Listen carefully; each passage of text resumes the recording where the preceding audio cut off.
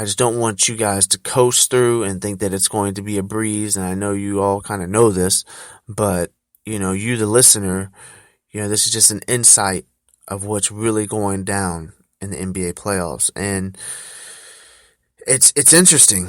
It's interesting to me. I don't know if it's too interesting to you, but I mean, when you have love for the game, I am a Magic fan. I am a LeBron James fan, but I just love this competition. I love seeing great games. And last night, like I've stated, Miami versus Toronto, it's just came down to the last play. They came down to the last play in regulation, but in overtime, Miami took it. But my main principle is that it's very competitive, and the one thing that is it's different than other sports is when, you start off great. Say you get up on a 20-point lead, like we're about to talk about how Spurs did in game 1. It puts so much more pressure on the other team. But then again, everyone says, oh, well, it's a blowout, well, game's over. Not necessarily, because you still have to stay consistent. You don't necessarily have to push it as much as you did, but who says the other team that got blown out in the first half won't come back and blow you out and win by, 2-3 points? And then that's even devastating when you're in a game that is of a series of best out of 7. It's momentum that carries on to these games. And when you lose your momentum, you lose your focus. You can lose a lot of different aspects of your game and your team, and you get frustrated. There's just so much to it that people don't see. A lot of people don't see.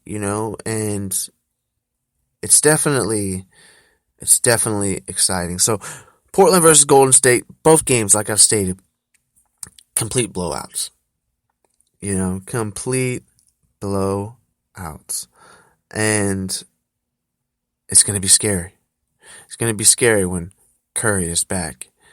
Because if they're already playing this well, imagine how they're going to play when he's back. Imagine how it's going to be so harder for Portland or whoever plays them at Oklahoma City and the Spurs, how hard it's going to be to game plan for him and the whole Golden State team. So, it's looking like Golden State is the favorite, but I got Cavs. I still got Cavs. As of today, I'm still locking them in. The thing, like I've said, Miami will give them a test for, a run for their money in the Eastern Conference Finals. That's just my prediction, and I'm going to stick with it.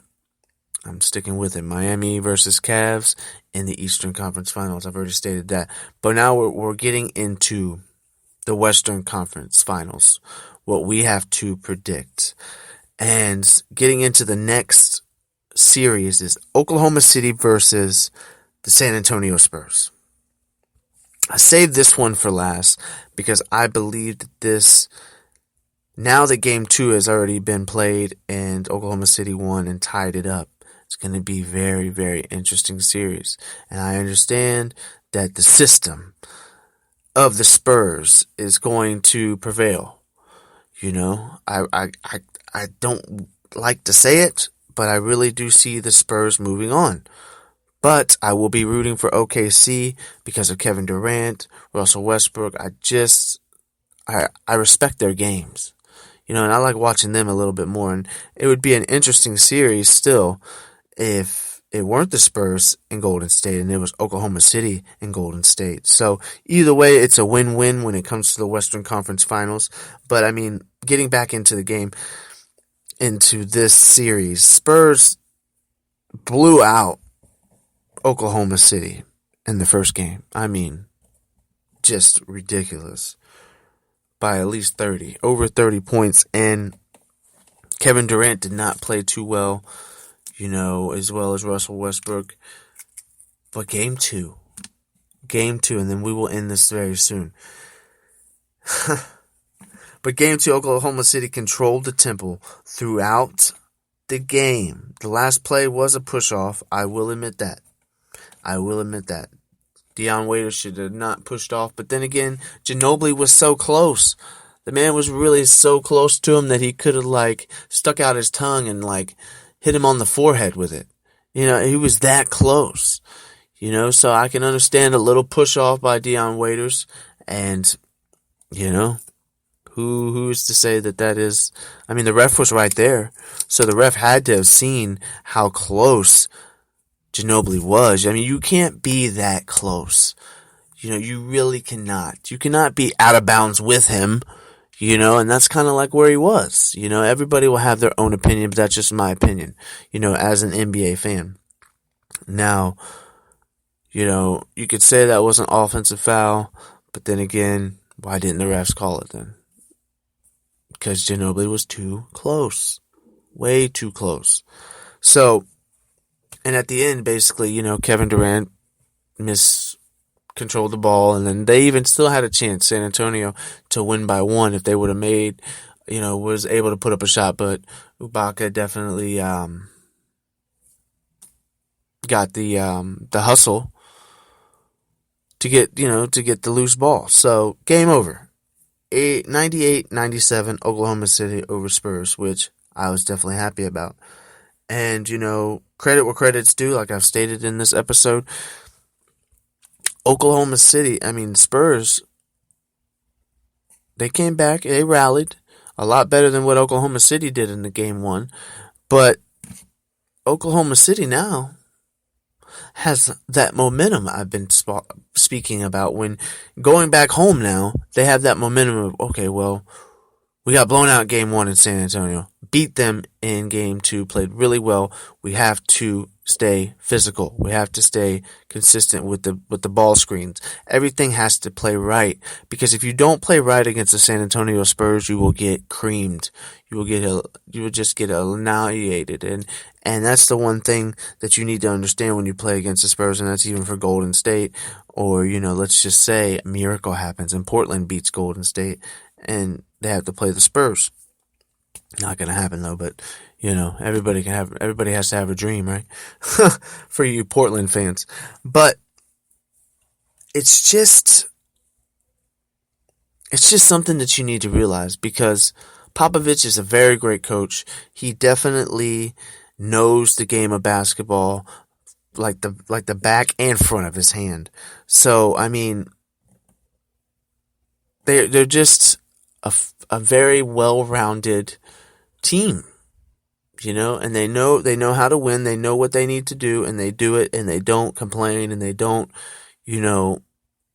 waste their energy. I believe a lot of teams, when a ref makes a call, why complain? Why sit there and try to plead your case like he's going to really change it over? Unless it's like,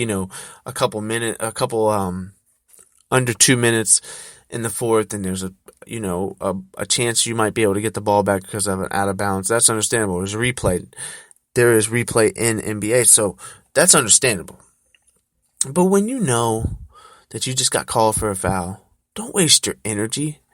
Get back to focusing on the game, because you're only going to waste more energy, and that's only going to frustrate you more throughout the game. Just take it for what it is. Stop wasting your energy and your emotions on the call. I understand that you get frustrated, that it might not have been a good call, but at the end of the day, the refs are going to make the calls regardless.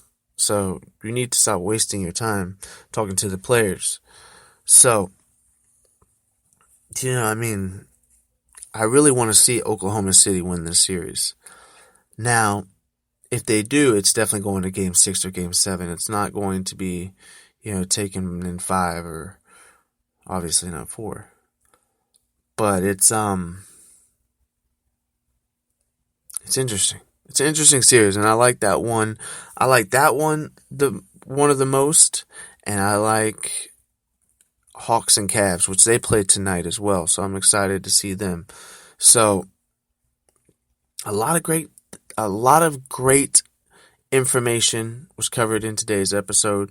I'm definitely looking forward to seeing the Cavs play tonight. I didn't get to catch them the night before. I was at work, and I'm I'll just do a quick overview, and then we're going to go ahead and close out.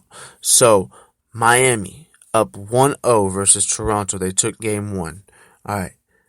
Cavs beat the Hawks. They're up 1-0 against the Hawks. And they play tonight. And we got Golden State in championship fashion, 2-0 against Portland. And then we got 1-1 tied with Oklahoma City and the Spurs, which the game 3 will be in Oklahoma City. Game 2 for Miami and Toronto, again back in Toronto. And then we have Hawks versus Cavs, again in Cleveland for game 2. And game 3 for Portland and Golden State will travel to Portland, Oregon. So, second round, there it is.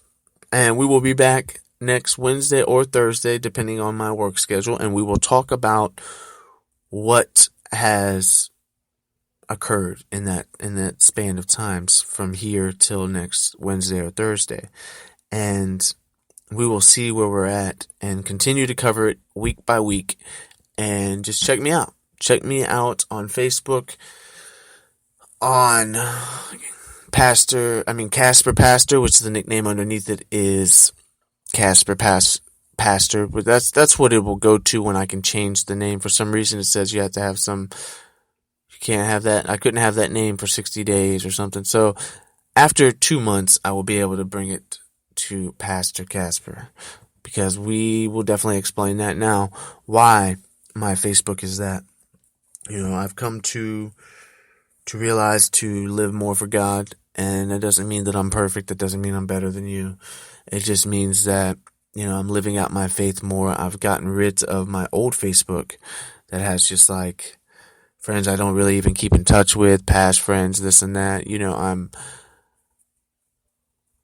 I haven't been doing great with the whole changing thing, but I have definitely been trying, and I need to keep trying and trying and trying, because that's what it is. It's all about acknowledging God, acknowledging that I am a sinner, and everyone else is too, and that's one thing we all need to do. We all need to not judge one another for our flaws or mistakes, because we all are human, and we all have our own minds and our own ways of doing things and thinking, and things happen that way. So getting more into it, I have a show tomorrow at 3 p.m. Eastern Time on this same show, The Young Casper Show, representing RFN Radio, and we will talk about, it's a faith episode as well as on the same show,